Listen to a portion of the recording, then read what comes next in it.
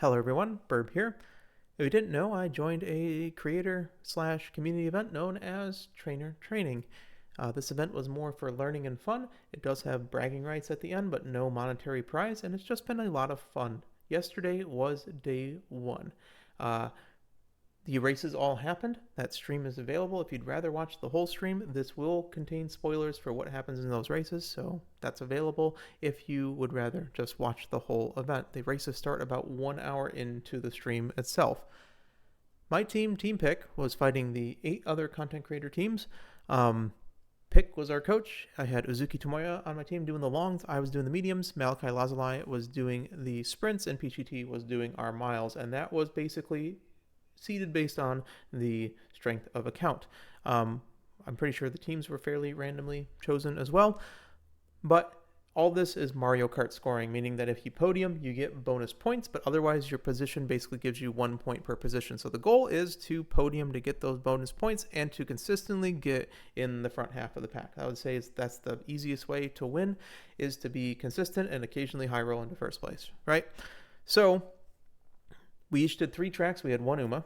Those 3 tracks for me were the Niigata 2000 outer, the Tokyo 2300 meter, which is very long, and for what it is, and then the Kyoto 2000 meter. Every single division had their own separate tracks. The coaches did the dirts, and we all did all of our distances. And so for our mile, which was the new player division, PGT took our miles and ran a rice shower. Her rice shower ended up getting a couple decent places in 6 points total on that list. So unfortunately, not the best score possible, but this division was very, very wide in terms of quality of Uma, and it ends up the second highest rated Uma in the event was in the mile division, which is kind of wild to say. So this distance was sort of scuffed anyways, but 6 points gives us at least some points on the board. We're not too bad. You're going to find there's a lot of points to be had in these races. So it was up to Malachi Lazalai to go and bring their Taiki shuttle into the sprint races. And so he did his 3 tracks. One of them you may know a lot, Chukyo 1200 meter, is the former CM track. A lot of downhill, a lot of randomness, and he ended up podiuming and won and giving us 12 points total. So with the second place finish and these other 2 races, he got 12 points for the team, bringing our total up to 18 points. And then it was my turn. So my turn was the medium races. And who did I bring on the medium track?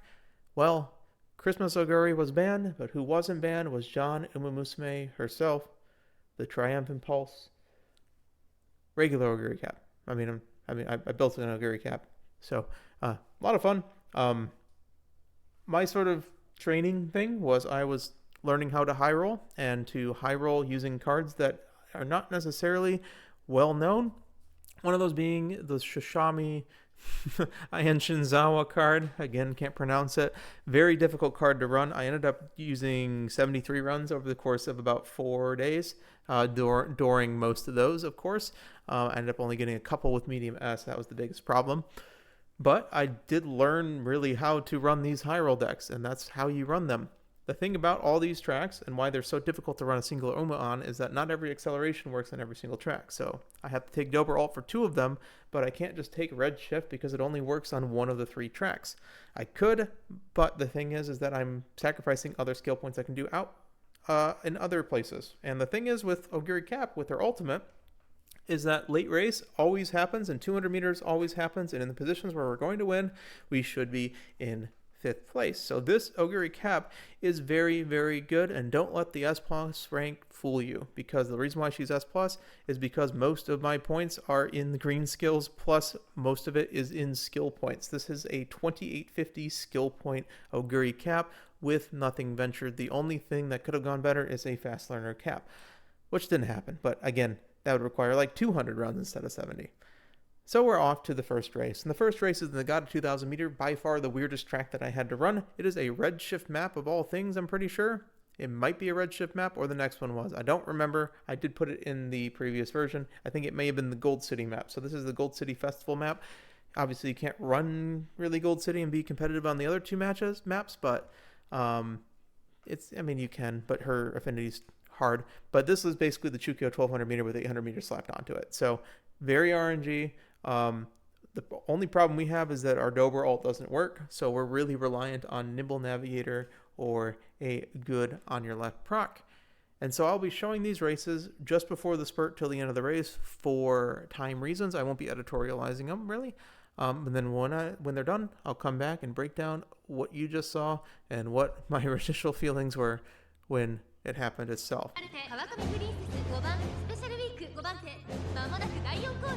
勝負どころ最後の直線へとかけていきます。この直線で勝負が決まるぞ。まだ1馬身以上の差があるぞ。ここから捉えることができるのか。6番卵クラスすごい足で上がってきた。最終コーナー最初に駆け抜けてきたのはビホドブルボン。6番卵クラス仕掛けてきた。新潟の直線はまだまだここからが正念場。6番卵クラス混んでくる。400を切りました。一気に上がってくる。6番卵クラス6番卵クラス勢いよく上がってくるぞ。100を通過。6番卵クラス足色は衰えない。6番卵クラスリードは2馬身。勝ったのは6番卵クラス。最後意地を見せて栄冠を手にしました。勝ったのは6番卵クラス。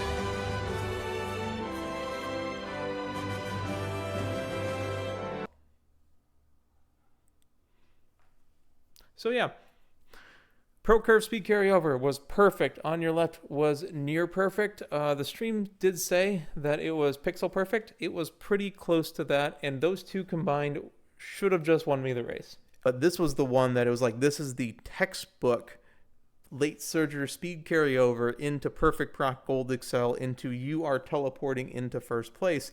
And instead we ran into a wall and we ended up slingshotting people with no stopping me behind us, and we got 7th place. So if you're blocked, you're blocked. I know that's the meme, but if there ever was a wall, this is the race RNG wall. Can't get around it, unfortunate.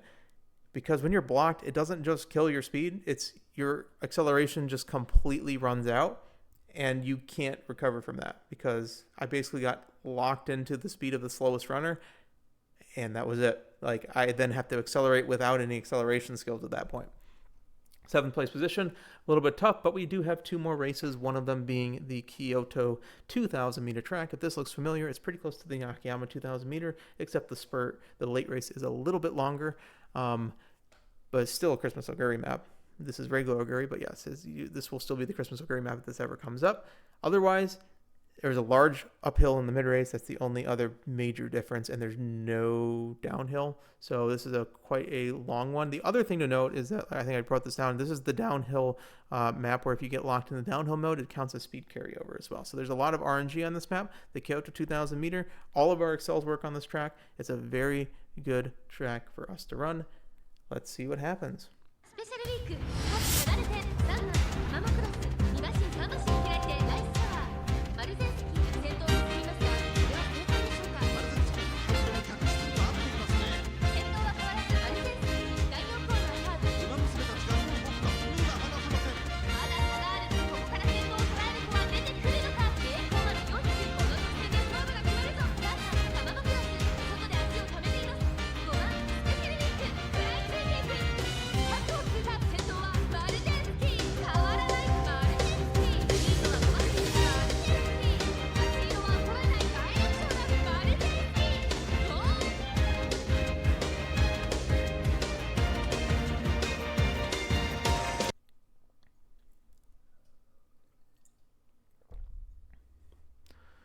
And so this time, our little special skill, Nothing Ventured, which is a 0.45 speed increase, and if it does end up speed carrying over, it is a win condition. It procced 1 frame late, so we got absolutely 0 value out of it, and it got eaten by the Excel Zone. We had the widest swing imaginable. Oguri did her best impression of Cinderella Gray, which I guess I should have expected in taking like rail number 9 or 8, somewhere around there. It was very wide, and so we were basically running an additional 100 to 100 meters or so, and because of that, we were unable to get 5th place. We ended up being 6th place at 200 meters, so we again, just like before, had no triumphant pulse, so we couldn't really proc any of our late race, because all of our late race decided to proc in the acceleration zone, and we still got 5th from that. So we have so much potential in these races, and it's just we're not hitting. And I know that's the late surger meme, but like this is on another level. Like, let's be honest, this is on another level of RNG. But we have one more race, and this is the race we should do very well on, because this is the Tokyo 2300 meter. And the Tokyo 2300 meter has a very minor downhill, but it's 2300 meters. So this is the only track that wasn't 2000 meters and required higher stamina. We are overstammed just because the game gave us a lot of scrolls and we had a lot of points because we were race maxing when we were building this character. I didn't really sacrifice anything for it. But yeah, this track we should be very well on, because I mean, we just have enough stamina. Not everyone has the level of stamina that we have. They hit a bad downhill and it's game as well, and all of our accelerations worked. I mean, dober alt is perfect proc as well. So let's go. Tokyo 2300 meter.